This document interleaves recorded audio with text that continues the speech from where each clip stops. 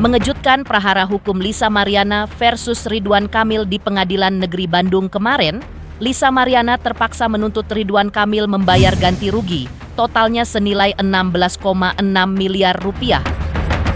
Kerugian itu rinciannya adalah kerugian material dan imaterial. Pemicu dari tuntutan tersebut adalah absennya Ridwan Kamil dalam proses mediasi. Hal tersebut membuat Lisa Mariana merasa kecewa hingga mengalami kerugian. Lisa menuding Ridwan Kamil tidak punya itikat baik, terkesan main-main, dan tidak menghargai persidangan. Pihak Lisa Mariana juga mengaku keberatan dengan alasan Ridwan Kamil tidak bisa hadir dalam proses mediasi untuk seterusnya. Lantas, benarkah proses mediasi pun akhirnya gagal? Seperti apa tanggapan pihak Ridwan Kamil atas sikap pihak Lisa Mariana hingga tuntutan ganti rugi 16,6 miliar rupiah tersebut? Pemirsa, bersama Intens Investigasi, kami hadirkan kabar terkini, terpercaya, dan teraktual. Tetapi sebelumnya, jangan lupa untuk like, subscribe, dan juga share channel YouTube ini.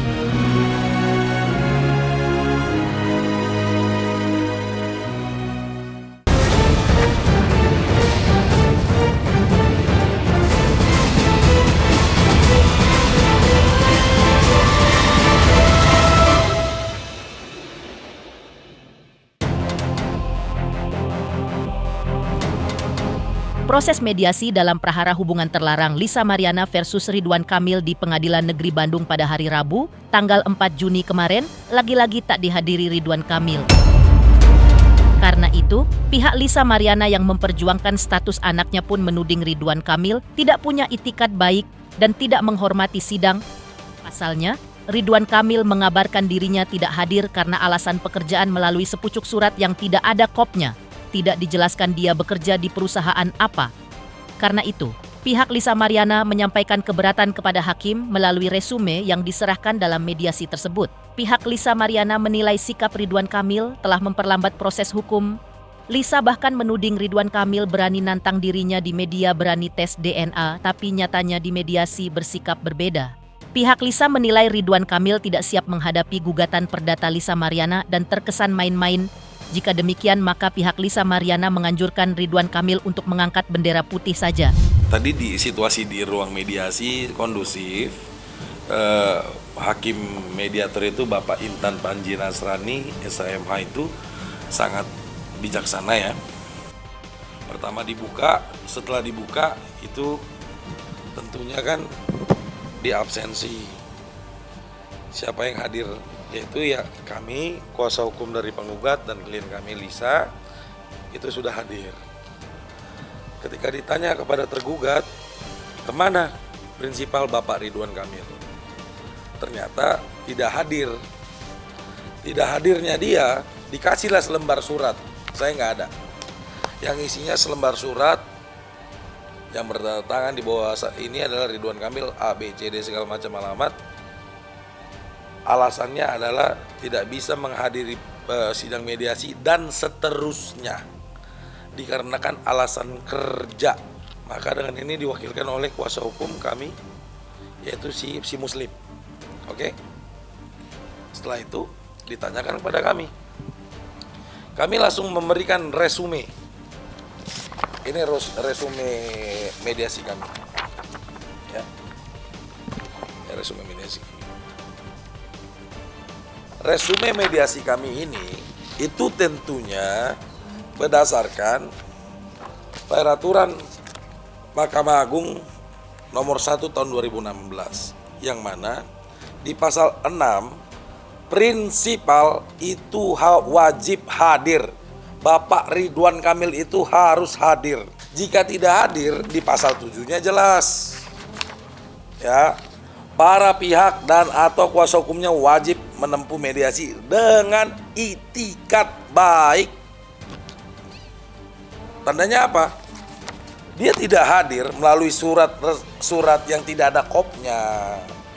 Tidak jelas dia bekerja di perusahaan apa. Tidak ada surat sakit. Tidak ada perjalanan luar negeri. Saya nggak tahu dia masih boleh keluar negeri apa enggak. Tidak ada alasan sah secara hukum bahwa Ridwan Kamil itu hadir di di mediasi, maka kami selaku penggugat atau kuasa hukum penggugat berkeberatan dan menyampaikan resume. Kami berpedoman berdasarkan peraturan Mahkamah Agung nomor 1 tahun 2016 harus hadir. Jadi kami menolak dengan tegas alasan yang disampaikan oleh kuasa hukum tergugat karena Bapak Ridwan Kamil sudah tidak hadir dan dalam artian tidak menghormati persidangan ini. Tidak gentle, tidak gentle.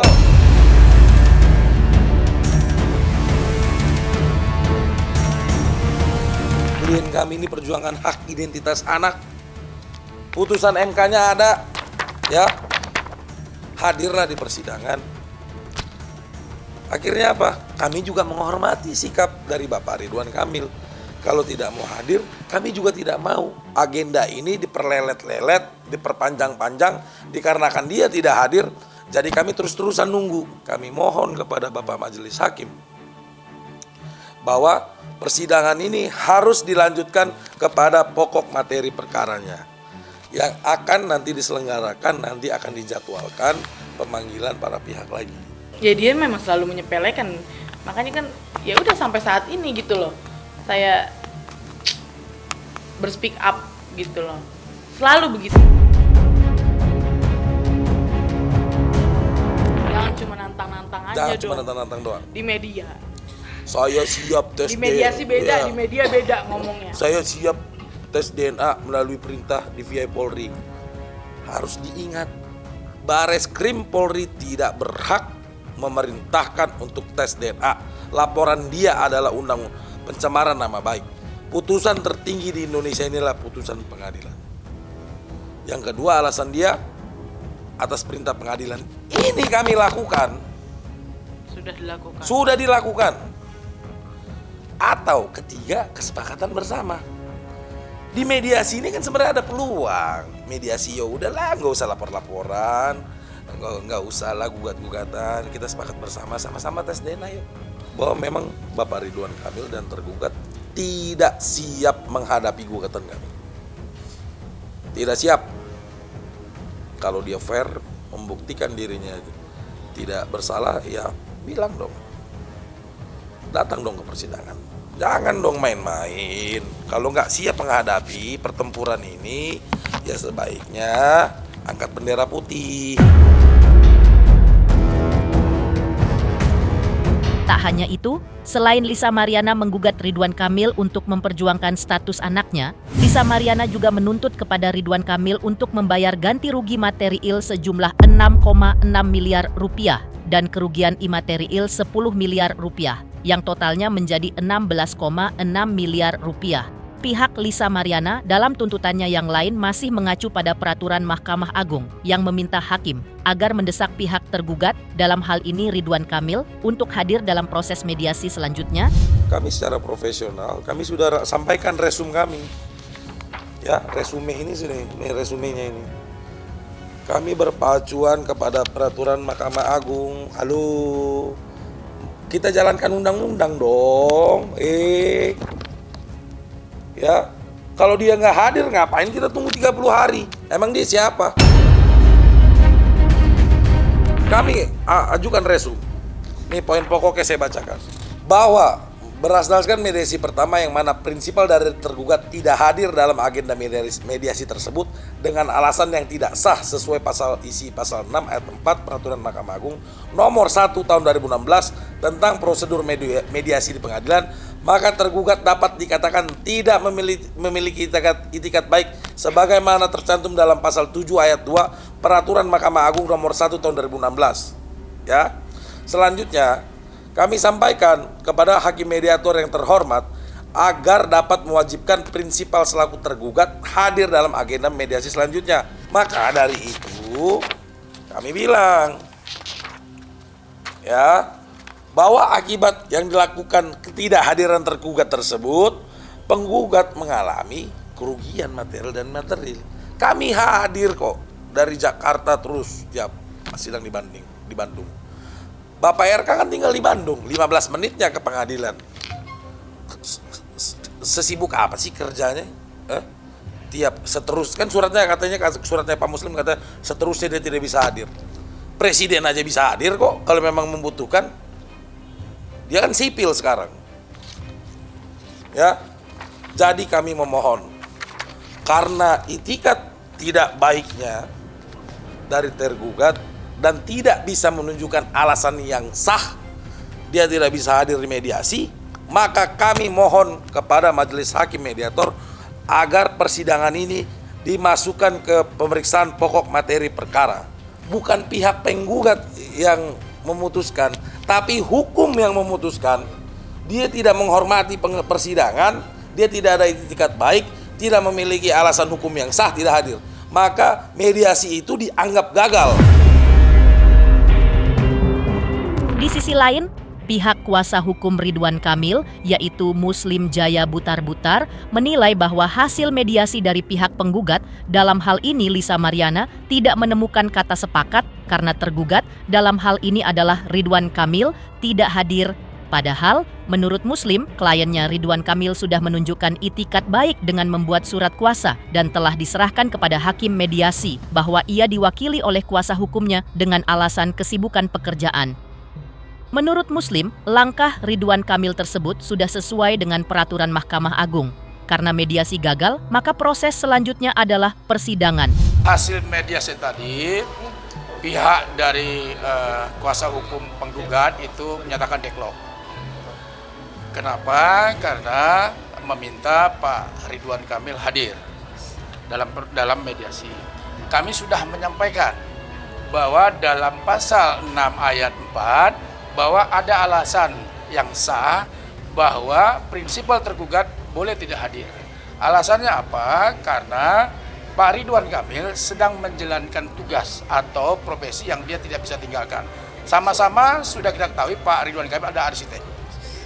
Dan sebagai itikat baik, Pak Ridwan Kamil sudah menyerahkan surat keterangan beliau kepada hakim mediasi. Itu landasannya sehingga sudah memenuhi perma nomor 1 bahwa ada alasan yang sah.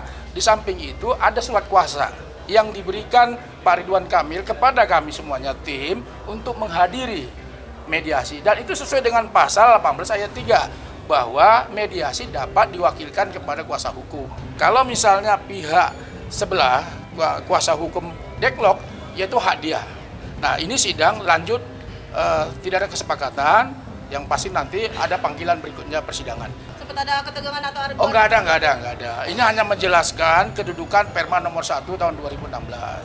Karena memang dalam Perma itu memang ada pasal 6 ayat 1-nya disebutkan memang kewajiban untuk hadir. Tetapi kan pasal 3, pasal 4-nya itu mengatur boleh tidak hadir asal sepanjang alasannya sah. Dan sudah disampaikan kepada hakim mediatornya untuk menjadi alasan Pak Ridwan Kamil tidak bisa hadir. Nah, kalau dari pihak saya tadi sudah sampaikan bahwa deadlock, mereka inginannya deadlock, ya sudah. Berarti kami sudah juga menyampaikan alasannya dan kami sudah menyampaikan juga resumenya. Tak hanya itu, pihak Ridwan Kamil menilai tuntutan ganti rugi dari Lisa Mariana senilai 16,6 miliar rupiah lebih berupa kerugian material dan imaterial sudah masuk pada pokok perkara. Tuntutan itu masih diragukan pihak Ridwan Kamil lantaran tidak ada hubungan hukum antara Lisa Mariana dengan Ridwan Kamil. Bukti hubungan hukumnya pun harus jelas dan harus dibuktikan oleh Lisa Mariana.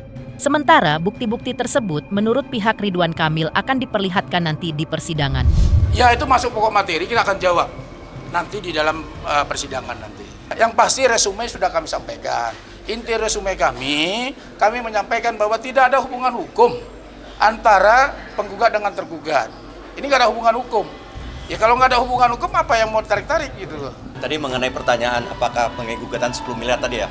Jadi begini, harus dipahami oleh rekan-rekan semua bahwa pertama suatu gugatan itu pertama ya harus mempunyai kepentingan hukum. Nah dalam hal ini kepentingan hukumnya penggugat apa sih gitu kan? Ingin menuntut asal usul status anak gitu kan. Satu itu. Kedua, antara penggugat dengan tergugat itu harus mempunyai hubungan hukum gitu kan. Nah, ketiga atas dasar hubungan hukum ini buktinya apa gitu kan. Nah, misalkan kalau dalam perjanjian-perjanjian itu ada perikatan-perikatan gitu kan. Seperti itulah buktinya. Ketiga yang paling penting sebagaimana pasal 1865 KUH Perdata itu setiap orang yang memiliki hak harus membuktikan haknya. Nah dalam hal ini adalah beban pembuktian ada di pihak penggugat gitu loh. Nah Ini yang masih kita ragukan antar bukti-buktinya tersebut gitu loh. Oleh karena itu ya kita lihat saja nanti di persidangan buktinya seperti apa. Tapi yang jelas apakah ada hubungan hukum seperti rekan kami sampaikan, ini masih menjadi pertanyaan besar. Mengejutkan, Lisa Mariana menggugat Ridwan Kamil untuk hak anak dan juga menuntut kerugian 16,6 miliar lebih dalam resume yang mereka ajukan. Lantas, seperti apa pula niat Lisa Mariana yang mengaku jika bertemu Atalia akan bicara dari hati ke hati, memeluknya sekaligus meminta maaf?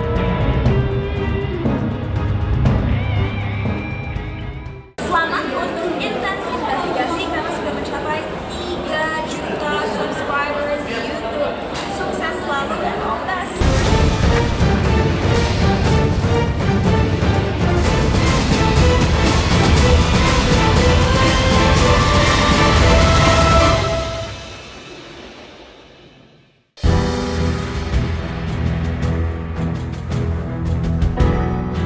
Di tengah prahara hubungan terlarang dengan Ridwan Kamil dan langkahnya memperjuangkan status anaknya, ada kerinduan terpendam Lisa Mariana.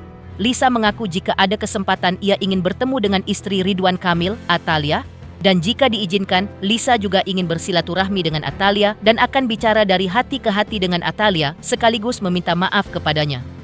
Namun, Lisa tidak menjelaskan apa kesalahan dirinya sehingga harus meminta maaf kepada istri sah Ridwan Kamil ini. Namun, selama ini dirinya tidak pernah berniat mendatangi rumah Ridwan Kamil. Di sisi lain, menurut Lisa, dalam hal masa depan anaknya, ia ingin agar putrinya sejak dini mendapatkan pendidikan yang layak sebagaimana anak-anak pada umumnya. Jika ada kesempatan itu heart to heart, woman to woman, ya kalau bisa tertutup, gak usah ada media gitu. Jika Bu Cinta berkenan, ya aku nggak bisa buka di sini karena kan itu balik lagi aku bilang tertutup, heart to heart, woman to woman. nggak pernah ngapain Kita sumbangan kuliah dulu itu mah pas pacaran. itu mah dia yang nawarin ya. Dia yang nawarin juga kan dulu. Target kedepannya ya mau Selen dapat pendidikan yang layak, sejahtera gitu. Sebagaimana layaknya anak-anak pada umumnya ya, yang seumuran Selin gitu. Sebelumnya, Lisa Mariana juga mengaku ingin mencium tangan Ridwan Kamil bila bertemu di ruang mediasi yang digelar untuk ketiga kalinya kemarin. Menurut Lisa, hal itu pantas ia lakukan karena Ridwan Kamil merupakan sosok yang lebih tua darinya dan juga sebagai bentuk sikap sopan santunnya terhadap orang yang lebih tua. Tak hanya itu, Lisa Mariana juga ingin bertemu istri Ridwan Kamil, yaitu Atalia. Seandainya Lisa bertemu Atalia, maka ia berniat akan memeluknya jika diizinkan oleh Atalia. Lisa juga berniat memuji penampilan Atalia yang masih slim di usianya yang tidak muda lagi dan sudah melahirkan 2 orang buah hati. Untuk tanggal 4 Juni, pasti berharapnya beliau hadir, Bapak RK hadir gitu, dengan bermartabat katanya kan, ya, jadi ya diharapkan hadir lah gitu. Mencium tangan? Iya, nanti aku cium tangan. Kalau untuk mau ngomong apanya, itu nanti Mbak. Soalnya itu ada semuanya di mediasi dan sifatnya tertutup. Aku nggak bisa ngomong sih. Harus datang, sudah harus datang karena ini kan ketiga ya, gitu. Nanti soalnya saya nggak ngerti ya kalau proses hukum itu kayak gimana. Kalau misalnya nggak datang ya berdampak ke beliau gitu, berdampak negatif ke beliau.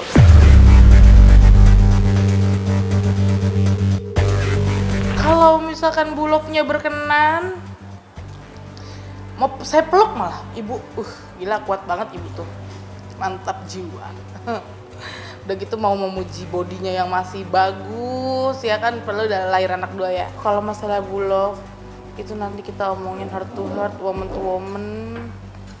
Ya Pak, minta maaf itu pasti ibu ya. Ya pokoknya silaturahmi aja, udah jangan pakai. Oh gini ya, sebenarnya Bulog kan nggak diharuskan hadir. Kalau dia mau hadir ya silakan. Mungkin untuk mendampingi Pak Botak, RK. Ya kan apa gimana? Ya nggak apa-apa, nggak ada masalah. Gitu. Itu kan nggak dilarang. Mengejutkan, Rencana Lisa Mariana bila bertemu dengan Atalia akan bicara dari hati ke hati. Lantas, apa pula alasan kuasa hukum Revelino yang menyebut gugatan perdata Lisa Mariana terhadap Ridwan Kamil diduga akan ditolak? Selamat untuk intens investigasi. 3 juta subscriber, luar biasa sekali 3 juta. Ya pokoknya semakin sukses lah dan bisa menghadirkan sesuatu yang memang baik untuk diperlihatkan.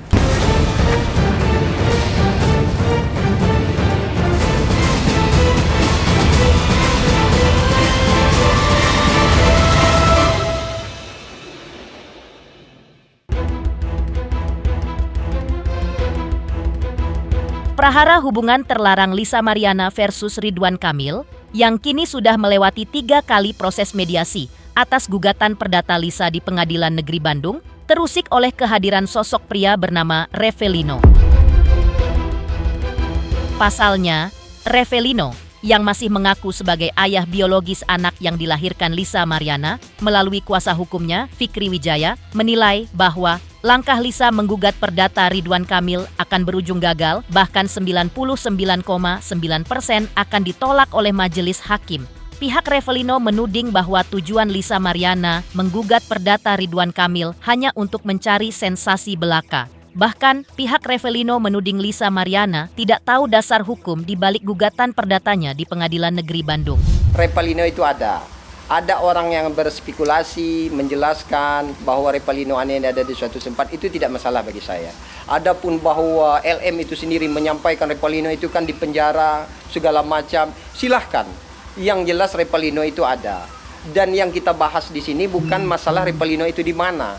Kejadian di 2021 yang dituduh LM itu sebagai anak RK, dan LM tanpa sadar bahwa di 2021 juga dia pernah meyakinkan anak tersebut adalah anak daripada klien kami. Itu persoalannya. Bukan persoalannya LM itu dia nggak penting. Yang jadi persoalan ialah awal 2021 sampai anak itu 26 Januari 2022 itu lahir. Itu yang menjadi persoalan. Sebelum dia meyakinkan RK bahwa itu adalah anak RK, dia meyakinkan kepada klien kami bahwa itu adalah anak daripada Revelino, bukan anak RK. Makanya kagetnya Revelino, kok sekarang dia nuduh anak Revelino. Sekarang dia mengajukan gugatan. Kan begitu. Dan klien kami tidak dimasukkan sebagai pihak. Saya yakinkan mudah-mudahan di akhir bulan Juni ini klien kami akan hadir dan akan tampil di hadapan teman-teman semuanya. Pemirsa Intens Investigasi, jangan lupa saksikan terus Intens Investigasi.